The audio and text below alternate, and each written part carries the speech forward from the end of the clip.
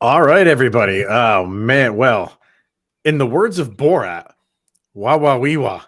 That game was something else, and the Avalanche squeak this one out 5-4 over Ottawa, thanks to the right leg of Jonas Johansson of all people. A lot to talk about this one, including some controversy. New episode of Locked On Avalanche coming at you. Your Locked On Avalanche, your daily podcast on the Colorado Avalanche. Part of the Locked On Podcast Network, your team every day.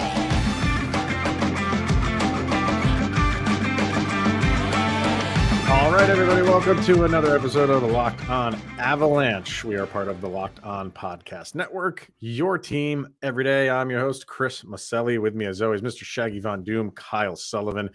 Thank you for making this your first listen of the day. That's always appreciated. Follow us on our social media outlets, LOPN_Avalanche on Twitter, Locked On Avalanche on Instagram. Questions, comments, concerns, and opinions, Locked On Avalanche at gmail.com. Follow us on YouTube. Over on YouTube, hit subscribe to get notified when a new show goes live. And subscribe to our text messaging subtext to chat with Kyle and I one-on-one. That's been fun so far. Yeah, it's been fun. So the link and sign up for that is in the show notes, whether you're watching on YouTube or listening.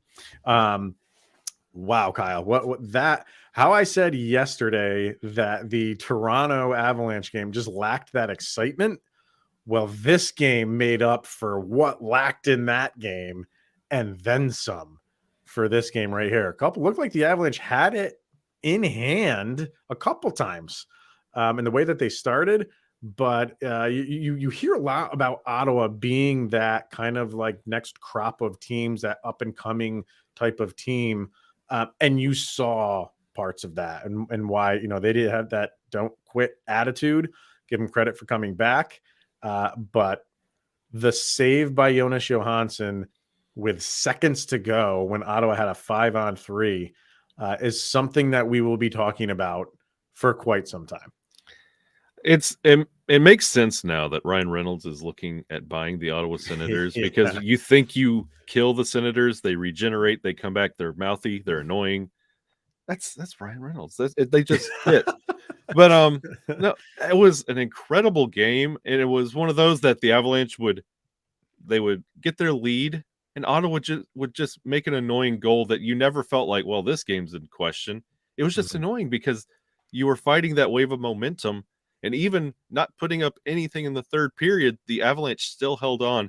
And they had, honestly, opened the playbook for every possible scenario you would give the game away. And the Avalanche still managed to hold on and push through from wire to wire. And I was very, very proud of this performance.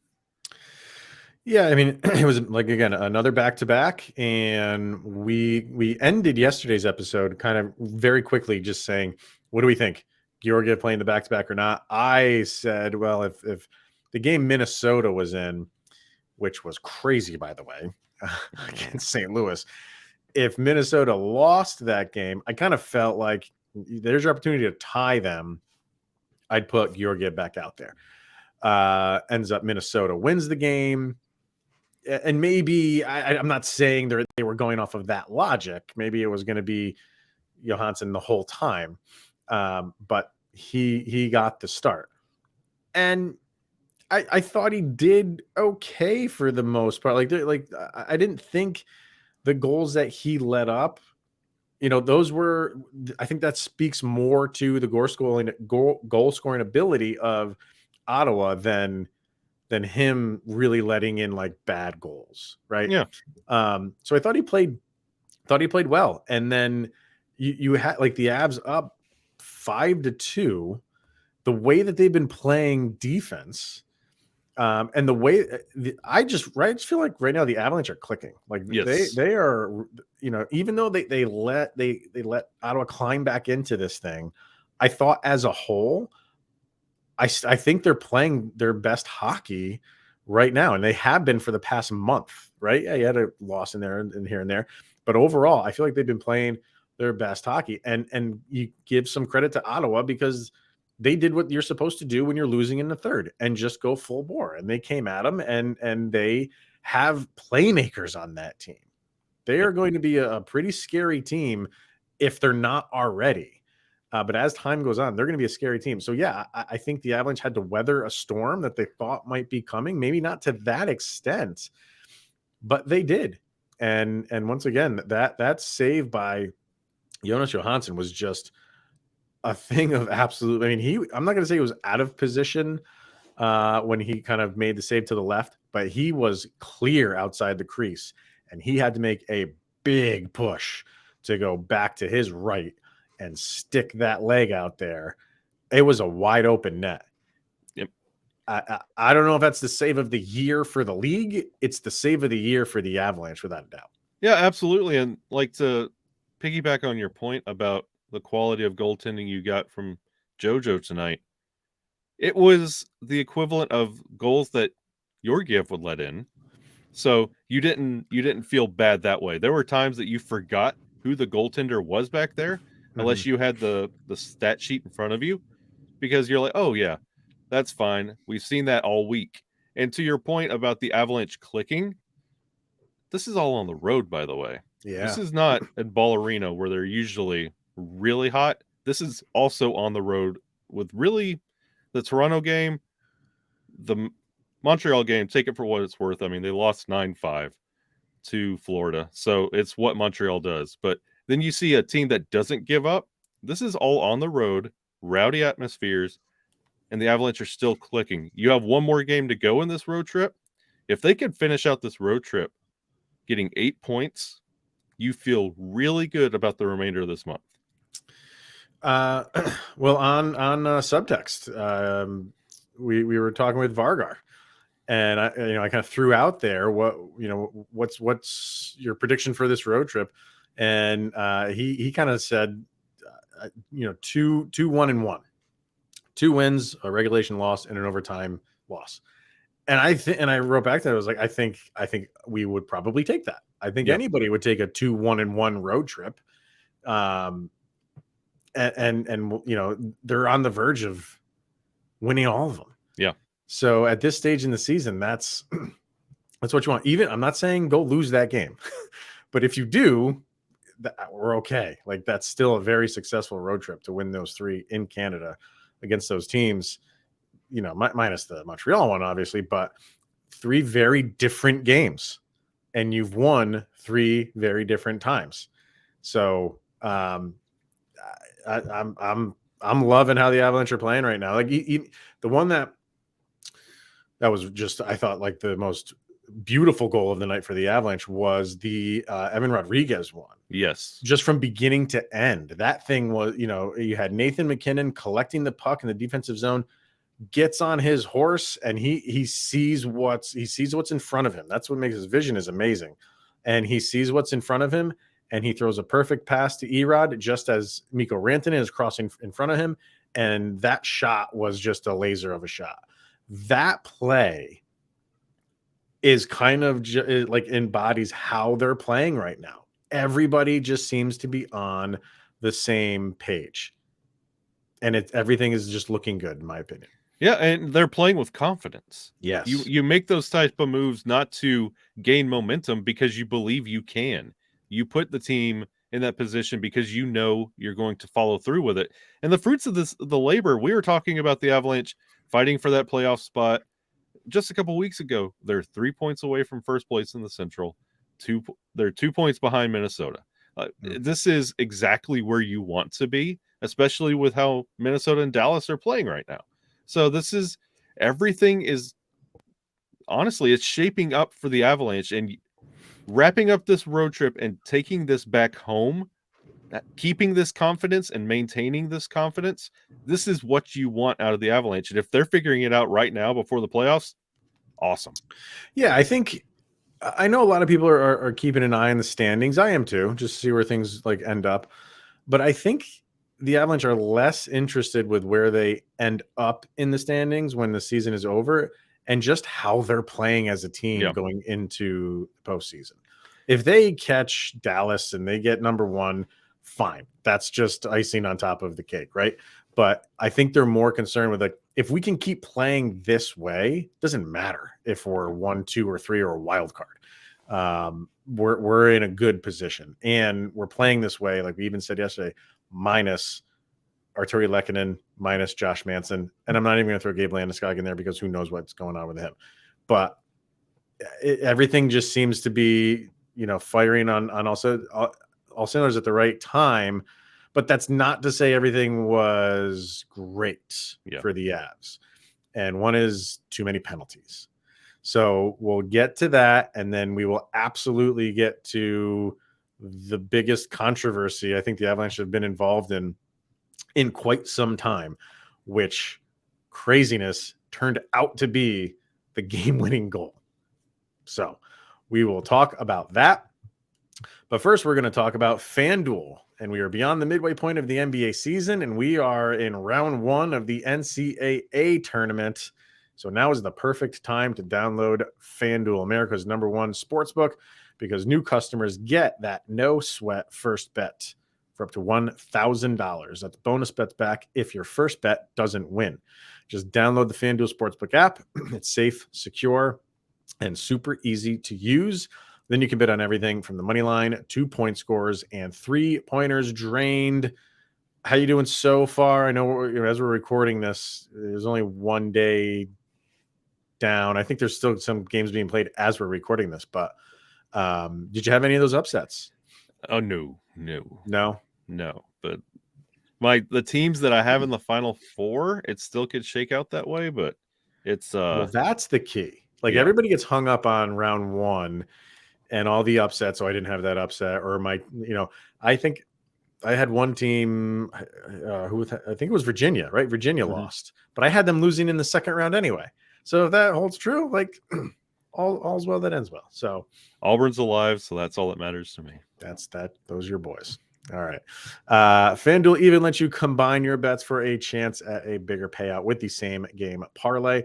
So don't miss the chance to get your no sweat first bet up to $1,000 in bonus bets when you go to FanDuel.com/lockedon. That's FanDuel.com/lockedon to learn more and make every moment more with FanDuel, an official sports betting partner of the NBA. All right. So, Avs jumped out to an early 2-0 lead. Things were looking great. That's exactly how you wanted to start on a back-to-back, especially on the road. You had Ottawa get one right before the first period ended. I think there was like 30 seconds left when that period. So that gives them some momentum going into the second. And then the second was just a Wild West. Yeah, that wasn't from there on. That's it. The first period wasn't entertaining. It definitely was. But the second period, things just started going haywire. And how many goals total? You had 4 goals total. 3 of them were from the Avs. So that that got them out to the 5-2 lead. The third one is something that is going to be talked about for quite some time, and it was the Lars Eller goal. I thought there was going to be icing on the play, and the puck kind of bounced off the boards and kind of ricocheted back and went. Who was in that for Ottawa? Sogaard. Yes. Sogaard was in it. Went right to Sogaard, and he seemed like he covered it up for long enough. Icing wasn't called, and stoppage of play for covering the puck wasn't called. Lars Eller noticed that and kind of just went in and took a couple whacks at the puck, and it goes in the net, and they allow it. I can't sit here and say and be happy about this because it was the Avalanche who it benefited the Avalanche, right? That's just a blown play. That is, or a blown call. Yep. It is twice. I don't know why they didn't call icing, but okay, fine. And I don't know why I think, when you play this game long enough, you kind of just know the cadence of, if I cover this up for this long and the ref can't see the puck and nobody's really moving, it's just going to get blown dead. And I think he just relaxed because he thought the play was going to get blown. No whistle was blown for whatever reason. Eller pounced, and the Avalanche benefited from it, man. This is bizarre. bizarre. I, as a hockey fan, do not like this goal at all. If it was scored on us, we would have 2.5 segments talking about this goal. Yep. And I do not like this goal. No. I'm happy Lars Eller got his first goal for the Avalanche. That's well and good. But I'm not going to sit here and be like, well, you got to play until you hear the whistle. No. Well, the way that broke down, it was confusion on the call for the icing. And he's looking to his linesman for some kind of, was there collision? Was it deflected? He's looking for that indicator. He's not getting it. Hence the delayed, the pause that they're waiting for freezing the puck. And it's not coming. It's not coming. And they did what you're supposed to do, but that puck should have been frozen. But it should have never been in that situation because that was icing all day long. Right. I can't for the life of me figure out why you had 2 opportunities to stop that play and neither was called. And so Ottawa goes and challenges it, right? And I don't know that why. I had a problem with. And all they could challenge was goalie interference. There was 0 goalie interference on that play. So I don't understand the logic behind trying to challenge it because it's not like you can say, I want to call goalie interference. And then when they go review it, notice, well, it should have been a stoppage of play. You can't do that. You can't challenge one thing. And then if they discover something else on the challenge, call the something else. They can't do that. So I don't know why they even bothered because now you put the Avalanche on the power play. And God forbid if the Avalanche scored on that power play, I mean, you were gonna have riots in the arena. I give the Ottawa fans a lot of credit for just throwing the boo birds out there, which is completely within their right to do and not take it any further. But I don't know. Like it's a fluky play, and it ends up not only being Lars Eller's first goal as a member of the Avalanche, but the game-winning goal. Yeah, I could see challenging in that moment. Like, you can't overturn both of those, but you could at least rub the ref's nose in it. Like, I'm going to challenge goalie interference just so you go look at what I'm telling you, because they talked for about 15 minutes about this call. And if you looked at the ref's face when he had to skate back out and announce it's a good goal, the look on his face is like, we botched it. We messed this up. To that train of thinking, I'm all behind. I get that. But also with the way Ottawa's playing throughout the game, you don't want to make that gap even larger because you have been doing a good job at working your way back. Yeah. I wouldn't put yourself out of the game because you were doing a really good job at closing the gap and almost overcoming the gap when it came late. So thankfully it didn't happen that way because I would have really had issues with this going forward, but I still do not like the call. No. And from there on out, every time there was a icing called or a goalie stoppage, loud applause came from the crowd. And even that save by Johansson at the end with the leg, they blew that play dead, and maybe it was a little bit too quick because that puck kind of scoots off to the side and you see some Senators players with the palms up like, well, you're going to stop that? Yeah.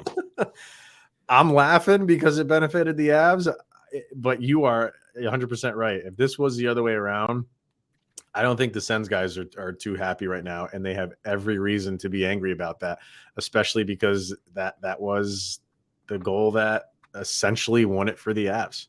And crazy. And the thing is, we're talking about points for the Avalanche and how good this feels.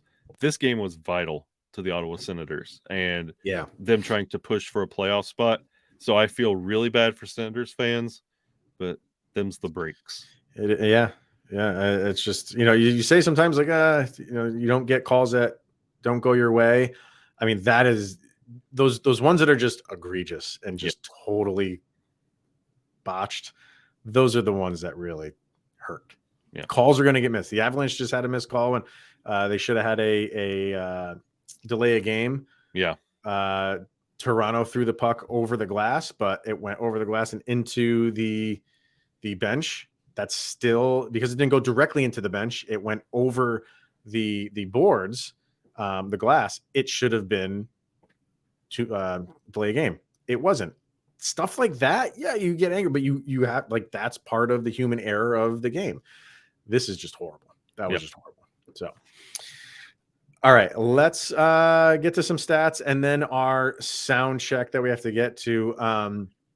When we were kind of just talking beforehand, before we hit record, kind of just planning out how we were gonna approach, what we were going to talk about. We just, like, pulling the curtain back, we share our game notes before we hit every episode. Like, what did you see? What did you see?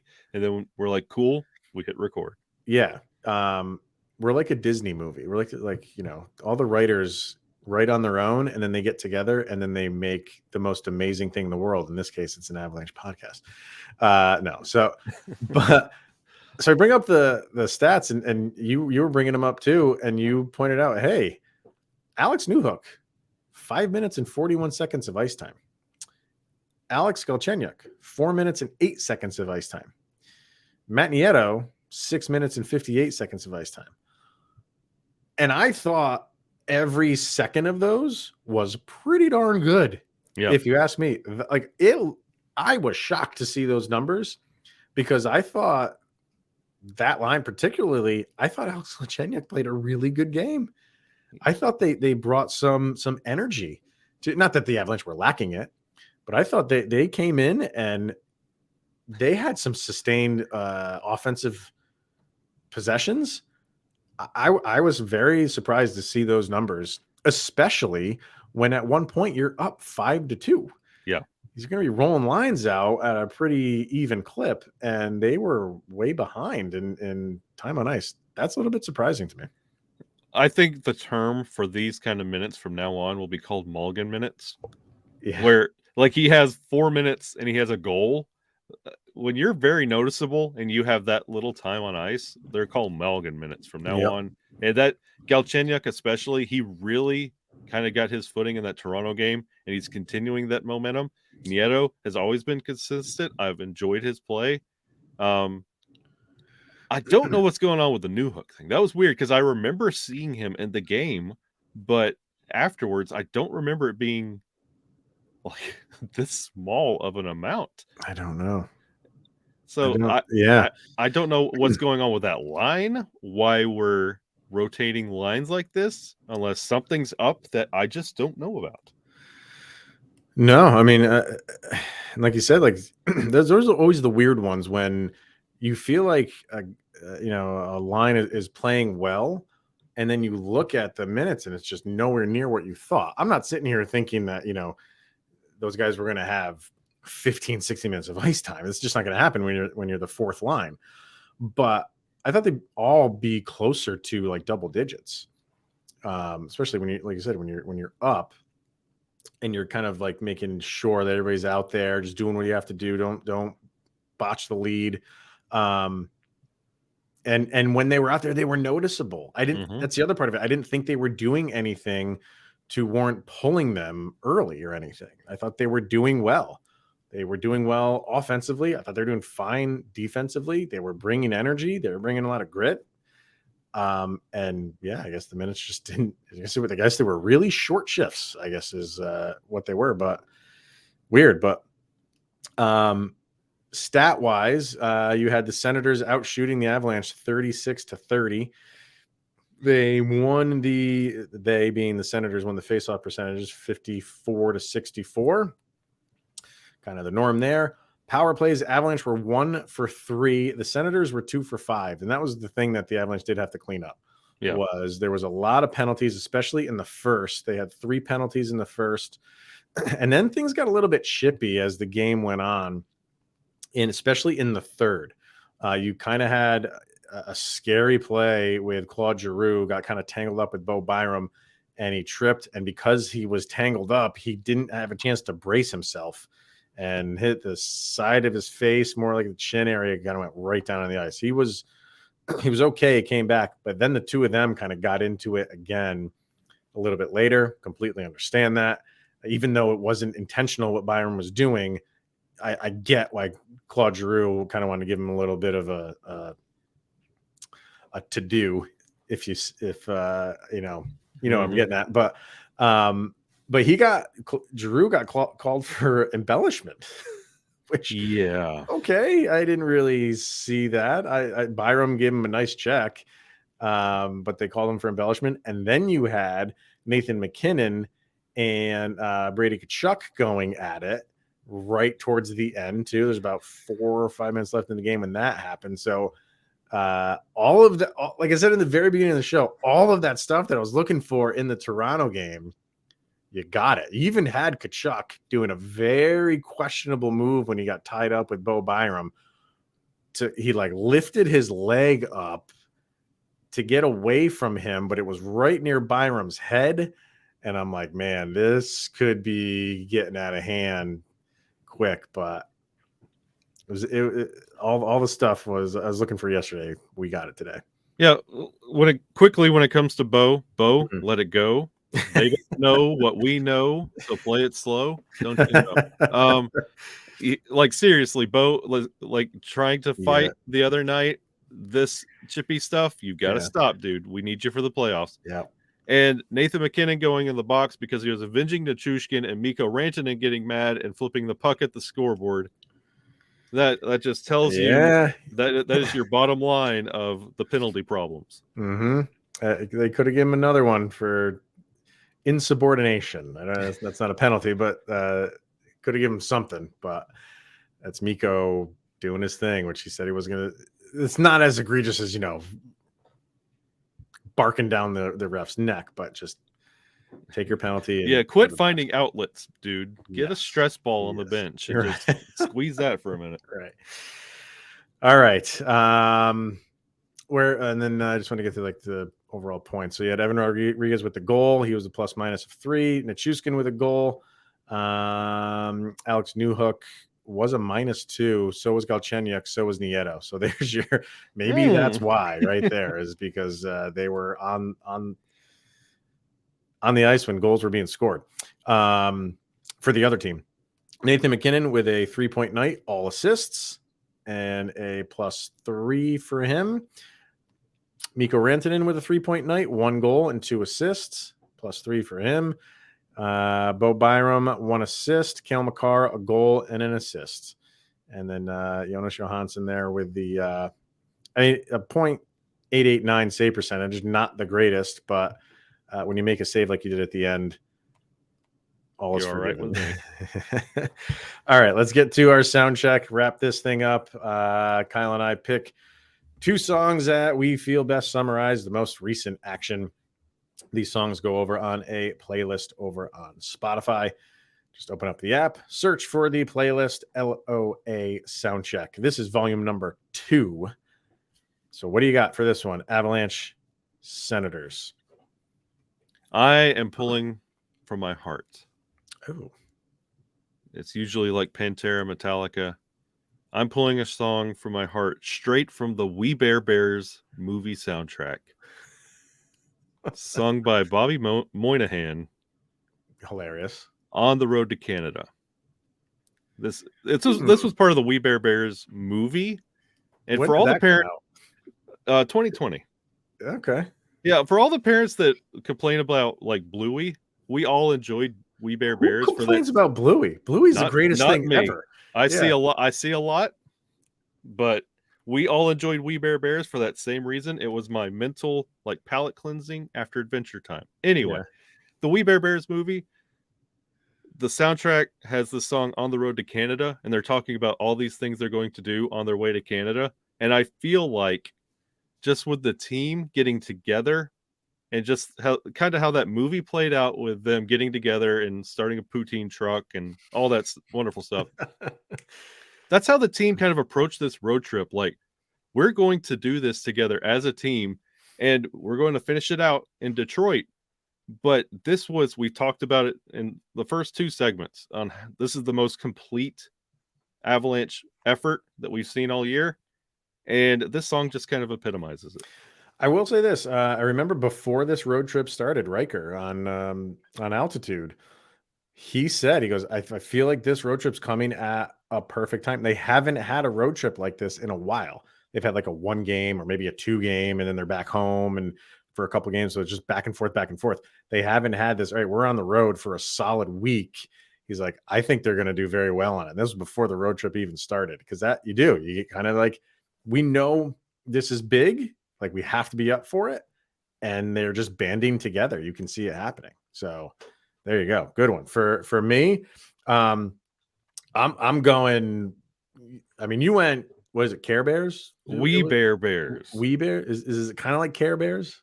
No, it's 3 bears that are really good friends. Oh, it's just 3 bears. Okay, Mhm. so I was gonna say if it's Care Bears, that's way back in the day. No, Kind of it's going back in that era, like the '70s era. I'm going with the one and only Brady Bunch. Yes. Marsha. Oh, exactly. Those Brady Bunch. And they had that song called Keep On. And you know it when you hear it, folks. Don't tell me you haven't heard it. But that for me, that was this game. You had to just keep on keeping on, because Ottawa was coming. There was just action all over the place. I put up a tweet. I was like, this game is directed by Michael Bay. Yeah. Because it was just nonstop action. Yeah. And you had to keep on. So that's what I'm going with. Brady Bunch. I never thought I'd throw a Brady Bunch song on the Soundcheck, but that's what makes this thing so great. Look at us. Yeah. Expanding our musical horizons with the Brady Bunch of all people. All right, everybody. That is going to wrap it up for today and this week. There is a game over the weekend, Saturday in Detroit. That wraps this road trip up. So Kyle and I will be back on Monday to discuss that and anything else that seems to be happening with the Colorado Avalanche. So thank you for tuning in, making it your first listen of the day. That is always appreciated. Enjoy the game over the week. Enjoy the NCAA tournament, obviously. Hopefully your brackets are doing well. All right, we'll catch up with everybody on Monday. He is Mr. Shaggy Von Doom, Kyle Sullivan. I'm Chris Maselli. This is the Locked On Avalanche podcast. We'll see you guys Monday.